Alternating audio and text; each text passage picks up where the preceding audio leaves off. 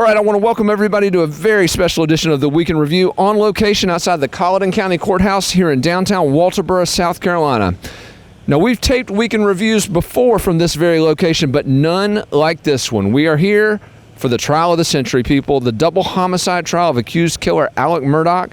FITSNews has had a front row seat to these proceedings. We've been bringing you live stream, live feed, context coverage, just as we have from the very beginning of this saga. But I wanted to start off this episode. This is the north side of the courthouse, not the side that you see in all the live shots on television, the stately front facade of this building, which was designed by Robert Mills, the same guy who designed the Washington Monument, in case you're wondering.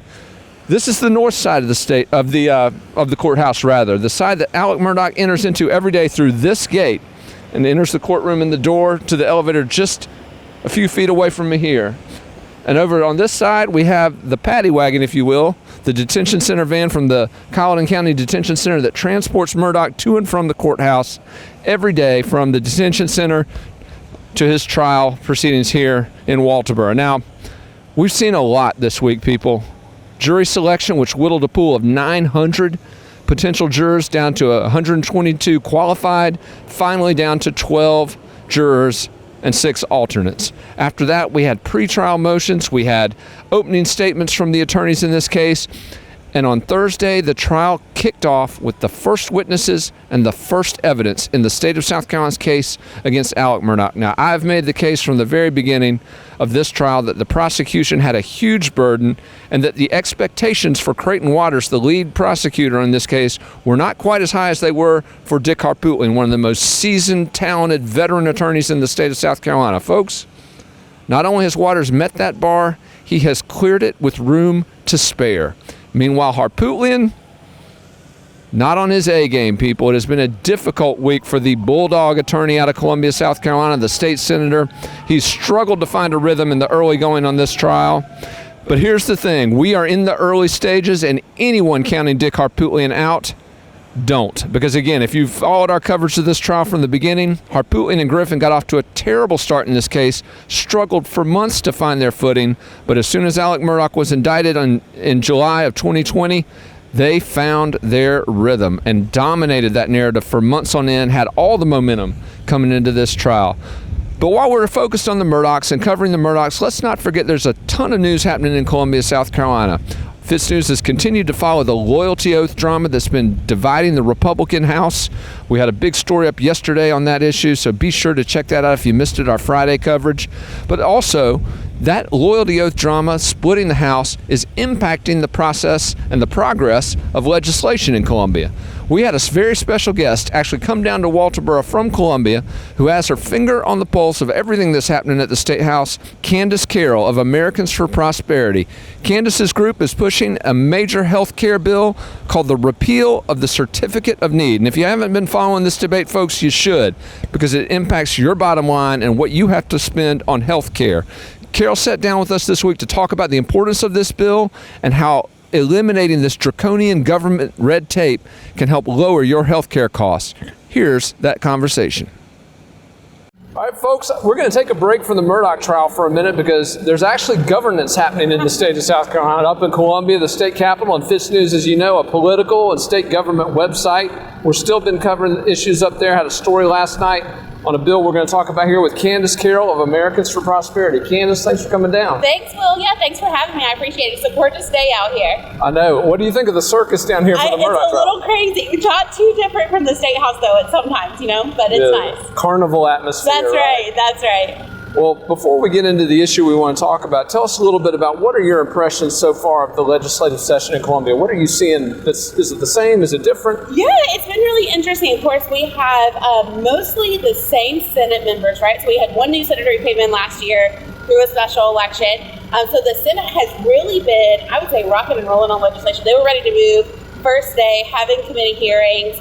They've been talking about a school choice bill the past 3 weeks. My understanding is they're supposed to wrap it up soon and move on to certificate of need and some other issues that we would love to see get done this session as well. On the House side, it's been really interesting. You have 27 new House members, a number of them being the Freedom Caucus members who are coming in really almost at odds with some of the traditional establishment type folks.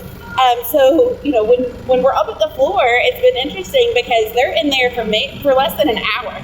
taking roll call, getting some like dilatory stuff done, and then heading out of there to committee meetings. So it's been interesting to watch that side. There's an occupational licensing bill on the House side that we've been following, a second chance licensing bill that's supposed to be up on the House floor next week. It came out of full committee today. Actually, in both chambers passed out of full committee today. So we're excited about that and really hoping that they can start digging into some legislation pretty soon. And that's a bill, the occupational licensing, that gives folks a second chance if they've got something on their record, right? Correct, right. So it's saying that the licensing boards in South Carolina right now, they can issue a blanket denial for someone who has a criminal conviction. It doesn't matter how long ago it was, what that criminal conviction was for. So this bill, and it's been prioritized in both chambers, would say, hey, there has to be a direct correlation between what that person's charge was and what the day-to-day responsibilities are going to be for the license they're applying for. Now, it still gives boards the opportunity to deny someone, but it can't just be a blanket denial. They have to let the applicant know why they're denying them and also give them the right to come before the board and talk about maybe some rehab programs they've done, talk about how long ago the charge was.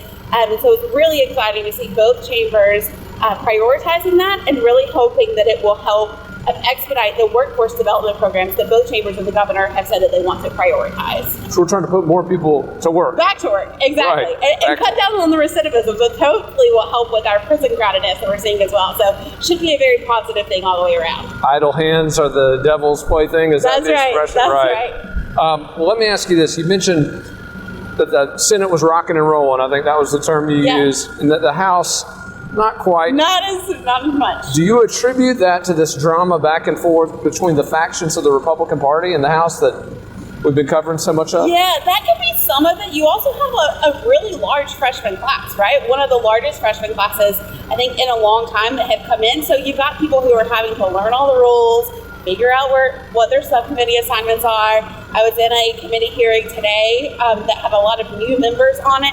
So I think that's part of it, probably part of it too. I'm sure some of it is this divisiveness, and we would really push for them to put their partisanship and the politicalness aside and get transformative stuff done for the state, what we would love to see.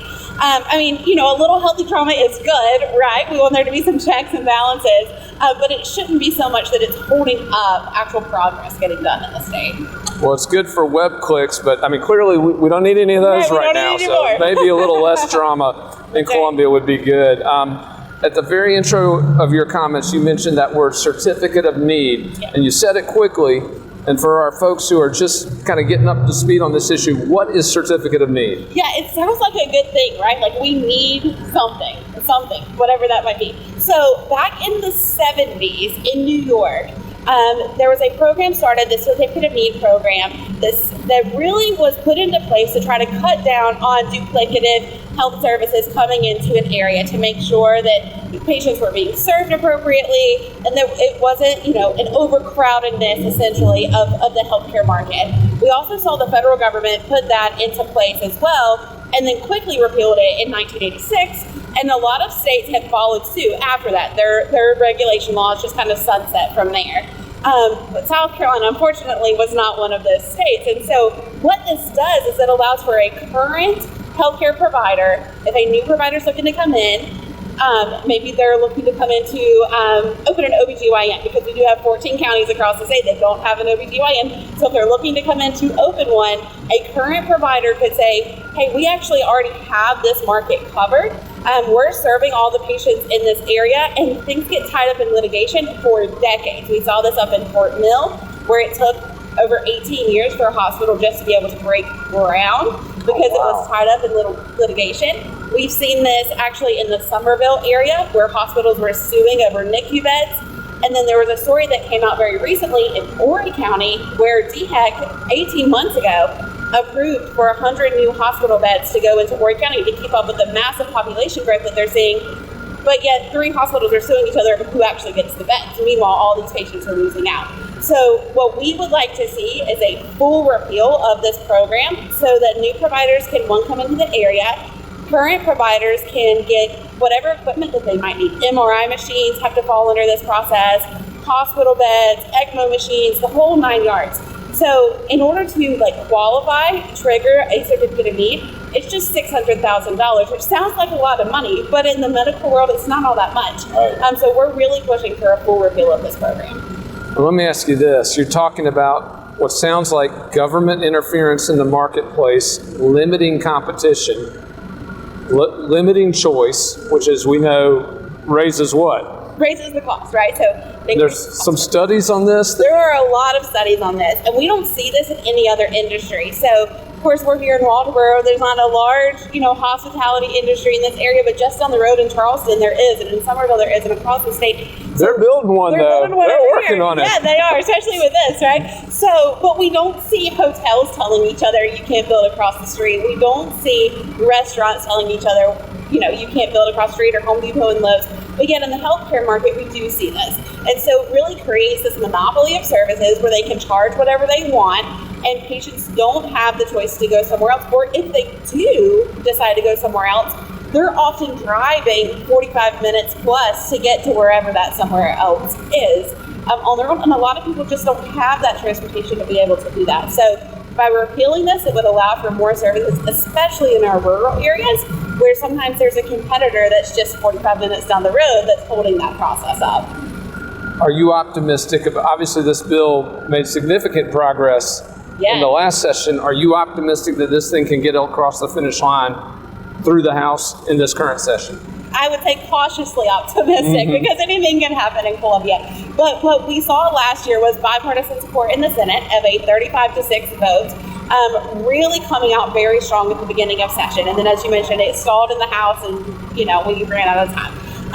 So this year, the same bill that passed the Senate last year is back up. It had a full committee hearing. It's been on the Senate floor calendar since the first week of session, waiting to get through the school choice debate so they can get to it. And then we've seen a change in the House of who is really chairing some of these committees that this bill has gone through before. So there's a new chairman of the House Ways and Means, where the bill has traditionally gone. There's a new chairwoman of the 3M committee, the medical committee in the House, who's traditionally been very friendly towards full repeal and has filed full repeal bills in the past.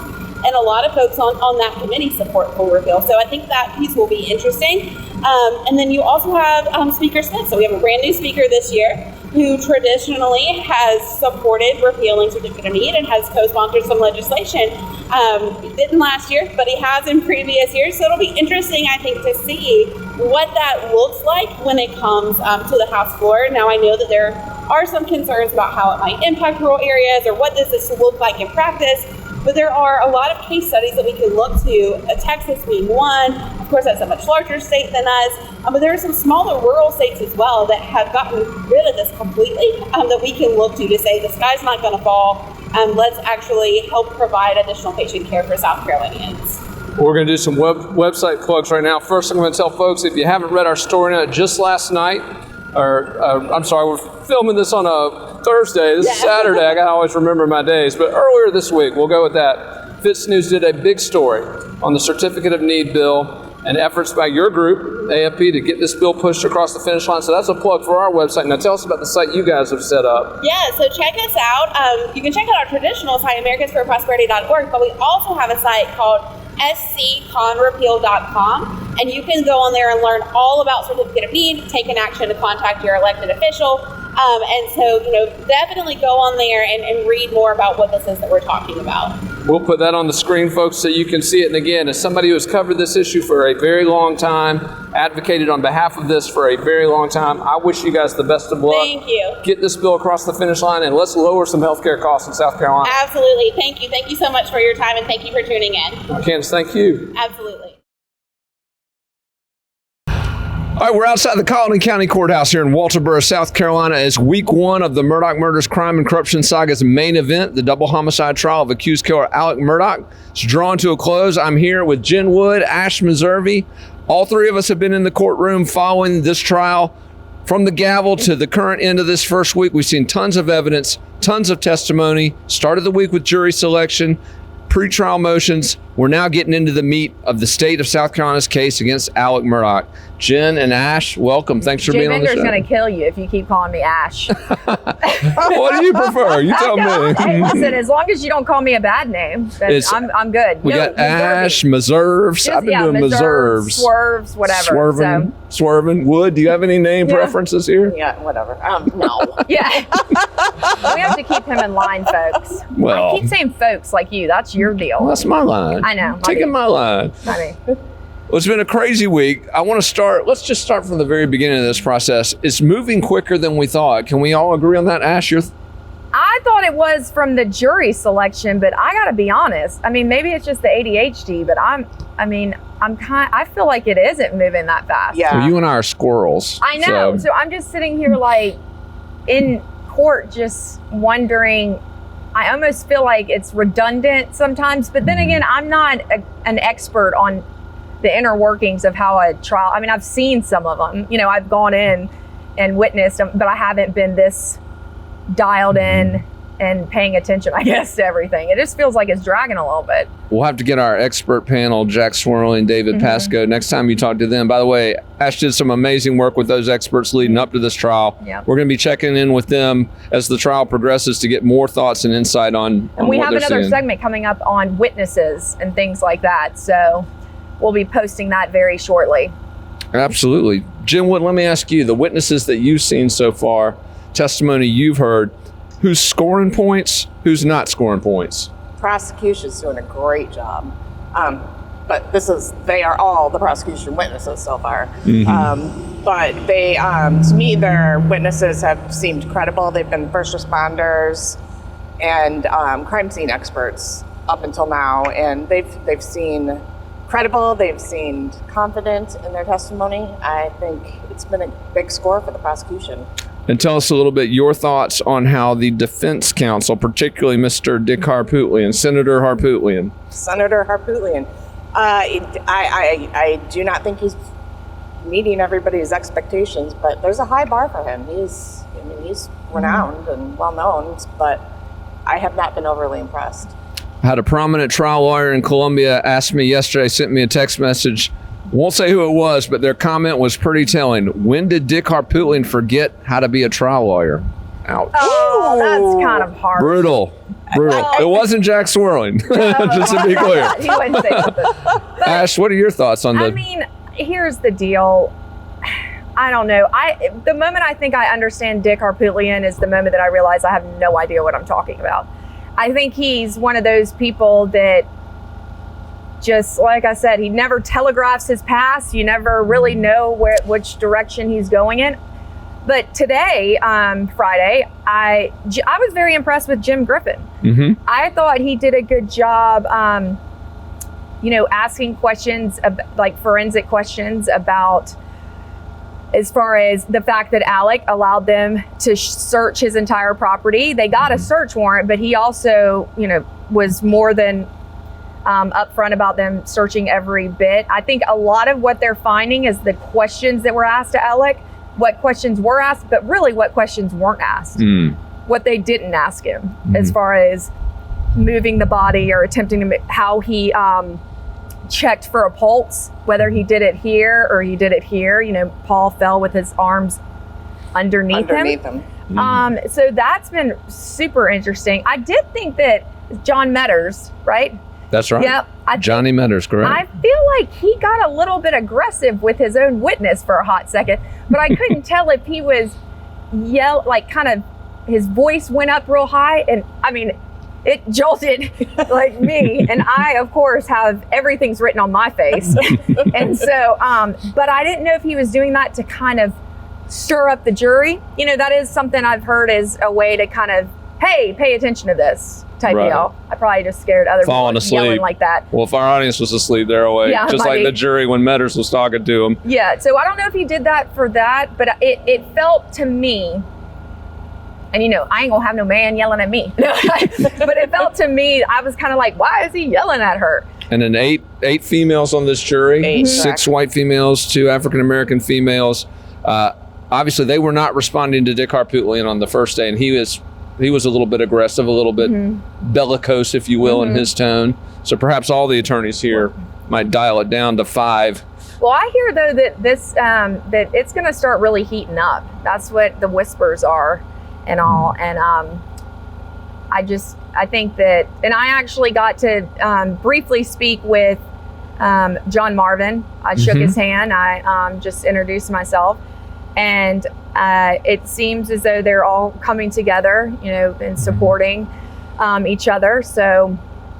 Are they supporting Alec Murdaugh, though? That's the question. I cannot say either way. I have not asked him that question point blank, so I'm not going to speculate. I know as much as y'all do as far as that goes. So. And it could be the Murdaugh family themselves, like the rest of us, are trying to figure out what happened, trying to make an honest assessment. Well, I think that's what we should be doing, just kind of continuing to look at the information. But there are sometimes, though, and I don't know if y'all experienced this when you were in the courtroom, but you'll be like, ooh, that's a good point.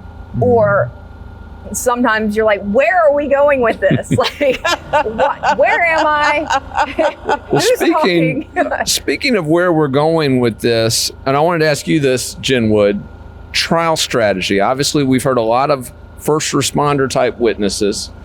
Where do you think the prosecution's headed with their building of this narrative? Well, I mean, I think the prosecution's trying to present that the investigation was solid, that the forensic team, the crime scene techs, the analysis that they did on the scene was solid, because obviously the defense is trying to discredit them, and I do not think they did a very good job of that. So we're looking at first responders, crime scene techs. Eventually we're going to hear from the coroner, right? Medical examiner. But again, all these are sort of fact witnesses. Who's going to present the narrative of this crime to the jury? Oh.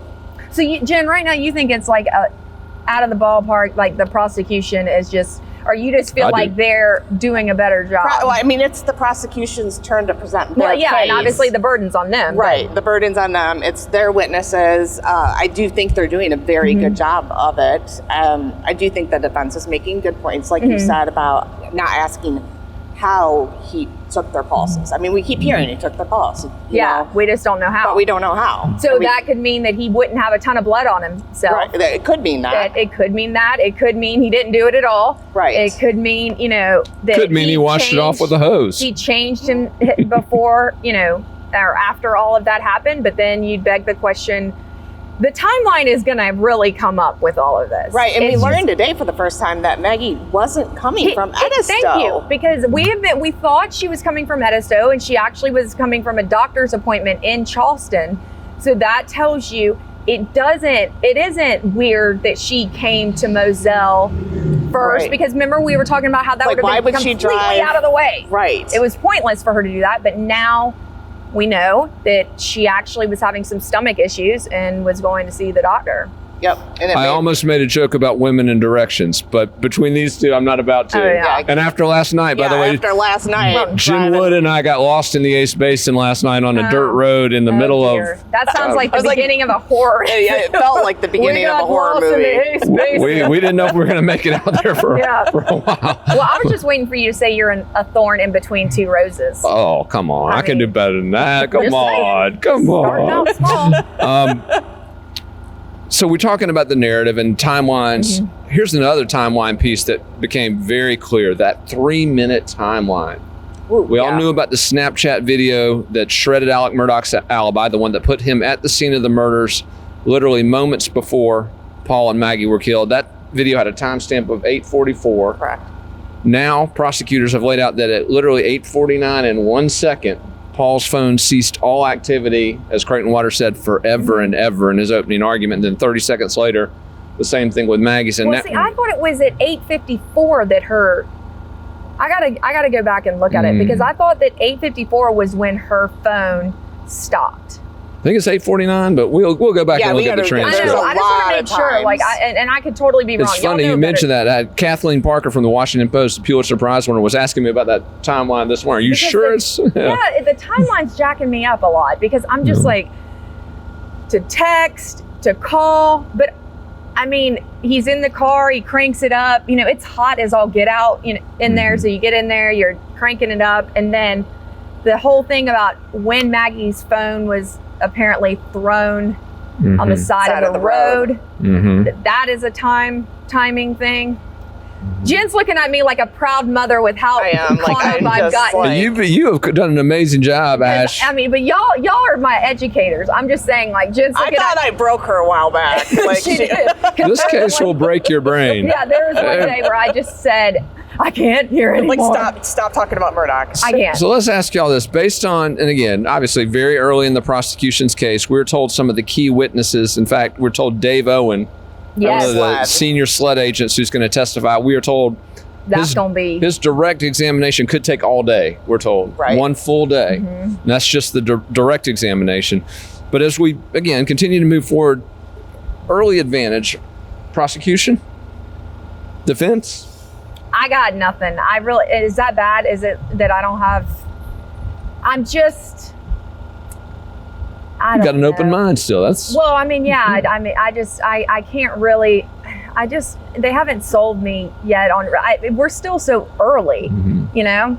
And I still have a lot of unanswered questions about that timeline. I'm a visual learner. I almost wish they would just put. Okay, I'll make you a pretty timeline. Well, let's talk about that though. But I'm saying, like, if I'm a juror, like, 2 and the timeline, I hope that they will come and put like at 8:09, at 8, you know, because they're going fast when they're talking. And are these jurors able to like write all that down? I mean, are they even using pads? Yeah, I mean, we are reporters and stuff. So I'm not saying I'm like a ninja. Obviously, I'm not, because when I'm writing it down, sometimes I write that shorthand and then I'm like, what did that mean?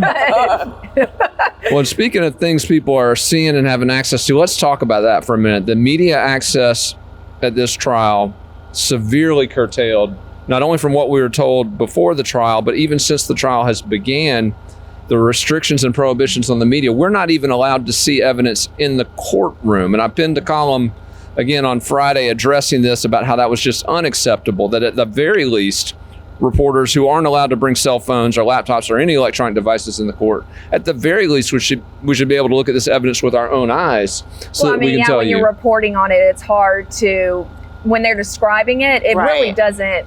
They're talking about this gruesome scene, this awful scene. And despite whether you like looking at that, you know, like that you're into all that or not, I think it is hard to imagine what they're saying without seeing it. And earlier this week, I disagreed with you. I thought that Newman was doing the right thing to protect the integrity of the trial. But after being in there and covering it for a few days, I absolutely agree with you. It's very difficult for media and you to almost become obsessed with like trying to see if you can get a beat. Right. You know? And like what we're getting at the end of the day, I mean, we do get some, you know, photos of evidence at the end of the day in the pool photos, but it is not enough for me to feel like I can definitively because let's be honest, if they're not all of them, then we're missing something that was worth actually being admitted into evidence, you know? Absolutely. And again, as I pointed out from the beginning, this is a public trial in a public courthouse, public prosecutors bringing the case. Every shred of evidence in this case, folks, public document. That means you have a right to see it. Again, whether it's gross, but again, are we not, our society so accustomed to the macabre that, is there anything in there that could really shock? And I mean, we're so desensitized to violence and gore now. I mean, we're really going to use that excuse? Well, I mean, I can't handle, I mean, I'm one of those people that's like, if I see that kind of stuff, but I guess I want to kind of get it over with. Remember I told you, I just was like, I just need to get it over with. Well, it's almost worse, trying to imagine, like getting the visuals from, you know, the terminology that the prosecution and defense is using, then actually just seeing it so that you can create your own. Yeah, well, when Dick's saying that his brain like flew up and ended up at his feet, for me, I'm thinking that like just blows my mind. Will has fans over here that he's waving to, just so y'all know. People love Will here. I know. It's really weird. Look at him, he's like, what? But you know what I'm saying? I mean, that whole part that he said that his brain, you know, I mean, it's so graphic. Awful. It's so awful. But I'm like, how, with the direction you're hearing, he was standing and all that, how did it get to his feet? Then we, the whole thing, like, I can't even.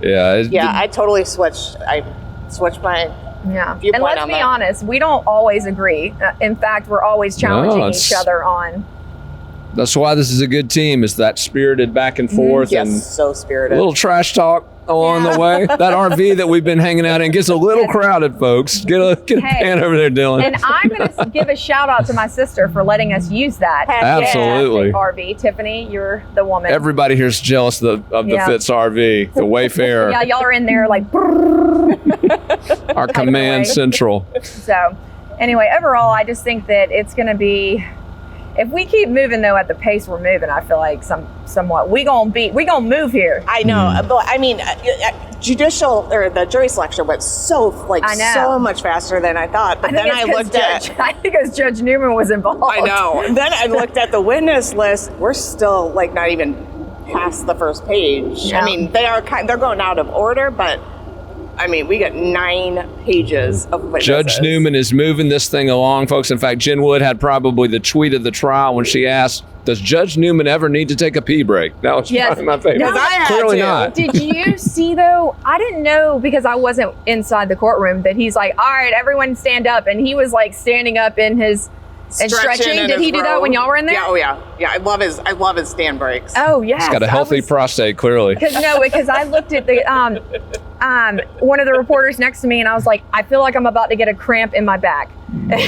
And then the moment I said that, he called a little stretchy break. One last little question on the jurors, and then we'll get out of everybody's hair. But from what you guys, first let's talk about and again, we're very careful not to identify any identifying remarks about jurors, but we can talk a bit about what we see of their perceptions. First of all, let's talk about, are they paying attention?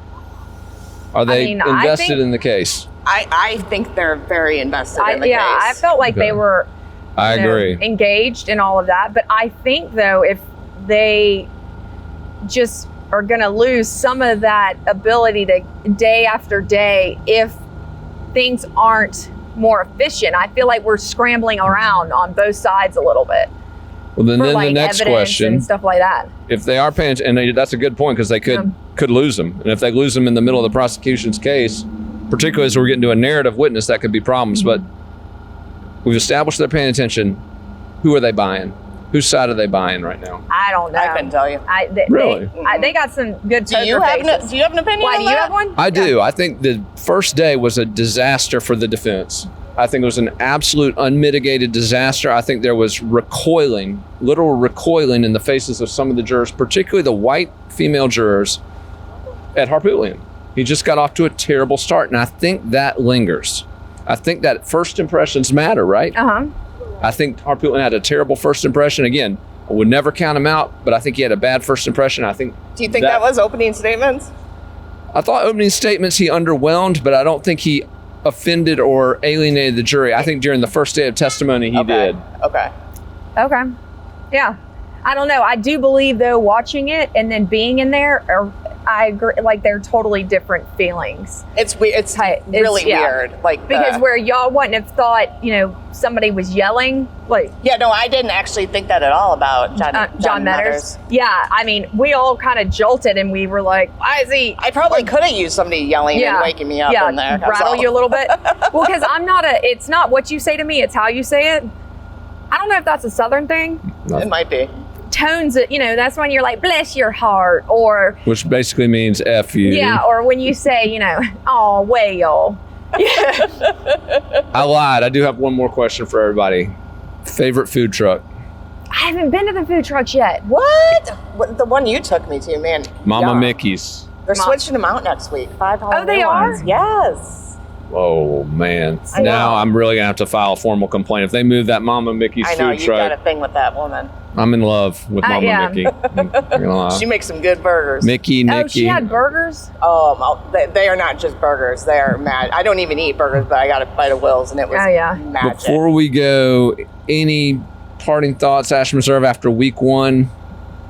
I'm not going to wear bright pink in the courtroom. Oh my gosh! I was like, oh, look, there's that. Oh, I wore the red jacket for opening statements, and my aunt's like, is that you? I'm like, oh gosh. It's not a good look. I was like, could I have not picked out a worse? I mean, if I ever wanted to camouflage myself, that was totally a rookie move on my part. But so wardrobe changes. Wardrobe change, and then the other is, I guess, I like the fact that we're alternating. You know, we only have one seat, so I like that we're alternating back and forth because I feel like, you know, it's brutal sitting in that courtroom that whole time with my It's back. rough. I've had back surgery, so I was like sitting there like, oh my God, I'm gonna die. But I think that it's definitely a different feeling. It's not as crowded as I thought it would be. But it is a lot more crowded today. Oh, was it? Okay. Yeah. Oh yeah, it's Okay. a lot more crowded today.